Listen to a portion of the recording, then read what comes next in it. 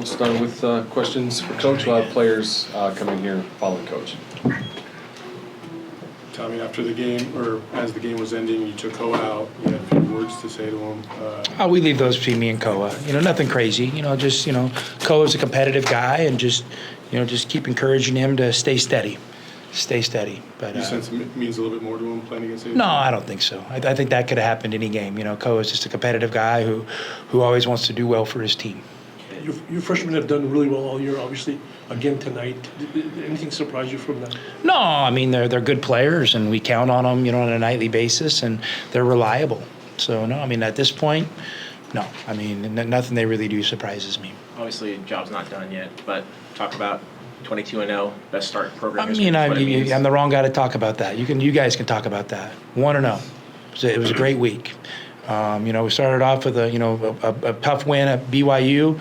We get a tough, win. So to win 2 road games in a week in the Big 12, I don't care what your record is, you feel good. So I'm looking forward, to having a little break in our schedule, but I'm also cognizant that we got to keep getting better, and we got to make sure we stay sharp and have great rhythm. And we got a tough couple games coming up. You got Oklahoma State coming home, and then you turn around and Monday you got to go play at Kansas. So not easy. He had a big rebounding edge, and Owaka in particular seemed like he came down with a bunch of big ones. What makes him so good at? Well, first off, rebounding is something we really value. It's a value in our program. And then Tobe's he's got a knack for it, and he's also had he's always had relentless pursuit and effort for the ball. And rebound has always meant a lot to him individually. And then in our program, it really means a lot. And I'll give him credit over, the course of the past couple of years. He's a rugged, tough player, but he's also getting a little, more savvy and some touch to how you can offensive rebound without just throwing guys to the ground. So I appreciate his growth as a player. Not just the rebounding with him, but the play where he dove early on in the second. Play of the game. Easy. Play of the game. I went over to our guys. I know those 3 guys that, are in our rotation off the bench, and I just told them someone's going to have to make a hustle play when you guys get in there. And, you just have a sense, that's what time of game it is, and, you got to kind of send a message just with effort, not only to your opponent, but to your team. And so that was a big-time play by Tobe, and I thought that really, let our guys know. More important, I'm just worried about our team. Let our team know that we're here for it. And then so that was an inspiring play by Tobe. What did you think the key, just in general, the way, you guys were a tough game early, kind of like that last game, not shooting well, and then... Bruce, that's every game. It's every game. You can, these are carbon copies a lot of ways. They're going to be tough. And we're okay with that. We know that. We're not the record, the streak, that literally has nothing to do in our world. That's your world. And we're just looking at this game by game. We know it's going to be tough. We appreciate the competition. We love the opportunity to compete.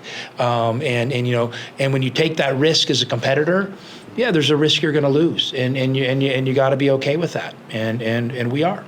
You think this game, was it a case too where you kind of warmed down a little bit, or Odom getting that 4th foul? Probably all those things factored in. Obviously Odom's just he's a really good player, and he's shifty, and he's really unique, and he can get in and out of spaces. He can, you make crafty little passes. When you pressure him and if they can kind of connect their offense through, he can make tough shots off the dribble. He can hit floaters, and he's a hard guard. So obviously when he's out of the game, we feel a little bit better. Hey, Coach Eliel by Sports 360 AZ.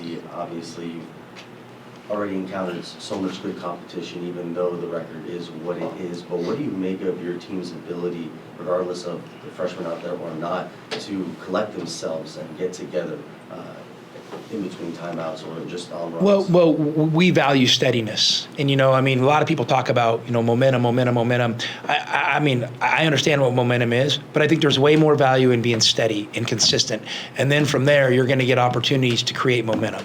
If you're just worried about panic and having momentum, you really don't have any substance to what you're doing. So we talk about just saying steady, and then identify, and steady is consistent effort, consistent decision making, things of that nature, sticking to the game plan, no panic, and using each other. And those are examples of things we talk about a lot, and those allow us. I think those put us in position to make those runs and create momentum opportunities. That lineup you had at the end of the first half with Tobe, Mo, and JB on the bench. Was that planned, or is that just kind of? Well, definitely not planned. I mean, we have, started to spend some time on, some, other lineups, based on game situations, and obviously a lot of times these are dictated by fouls, and a lot of time at the end of the half you're trying to protect players, and so you have extra fouls in the second half for your, individuals that you really value. And so, yeah, it was that, but we've been practicing it a little bit, and I think it's coming along. And, I think Yvonne's, starting to find his way in that lineup, because he kind of brings a different element to that forward position, just he's obviously has more guard skills. So, yeah, I mean, it's exciting stuff, but we like our meat and potatoes. We're not going to shy away from that. The extras, yeah, we're going to work on them because they're important, but, they're not as important as the main thing you do. Along those lines, Jaden, a little foul trouble, and then he comes in at the end, and it's 2 great shots. Yeah, I mean, what's great about Jaden is just so reliable, and he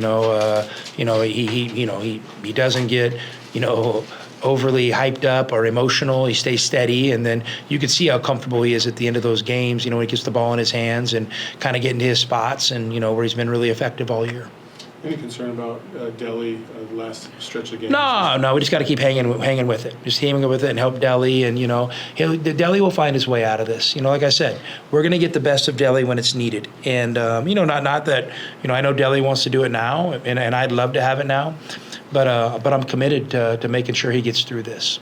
How important are games like this and BYU game, kind of learning from game to game, where you let BYU back in the game last game and then you pulled ahead late in the second half here? They're very important. These games are great. It's a great opportunity in these games to learn a lot of things, and you always respect competition. You always respect the other coach. And I tell our guys, like, listen, that other coach has a right to tell his team to do whatever they want to do. So we've got to be ready for all this stuff. We got to be ready to make adjustments. I mean, they have as much time to prepare as we do. So they're going to throw things at us. So we always we respect that, and we want to learn from these situations. And I thought our guys did. They did a few things different. ASU did to kind of in that first half of the game than they had done at our place, and then those are good adjustments. And then we kind of figured out what they were doing and figured out different ways we felt like we could find advantages. Isn't there sort of an adage that it's easier to teach and learn when you're losing some games? I don't know. Maybe that's the media adage. I know the coaching adage is the best thing to learn from is a win. It's the most fun. Yeah. Yeah, you're right, but we have mature competitors. I mean, our guys don't have hubris. They know there's things they got to get better at. We can get better from, and they're mature enough to handle it when I come in there and say, "Hey, great job, but we got to get better. And here's some things we can get better at. So let's attack those things." And this team has gotten so much better. We did a small exercise yesterday, and this is for you, Bruce, because I know you're always looking for peeks behind the curtain. Where we showed some film from practice early in the year on our trip in Casa Grande. And we showed it, and our guys were like, didn't even recognize themselves physically, the way we were playing, and just how much better we've gotten. And the message to our guys is, look how far we've come in 4 months. Okay, that's a credit to you guys. Now, let's dream big and see how much better we can get the next month and two. Let's not just assume we're at our end point. Let's keep building. Let's keep getting better. And then, look at this. You guys visually look at how much better we're getting. And I think our guys, they appreciate that stuff. And then who doesn't like to get better? And so I think our guys really appreciate the challenge of improving.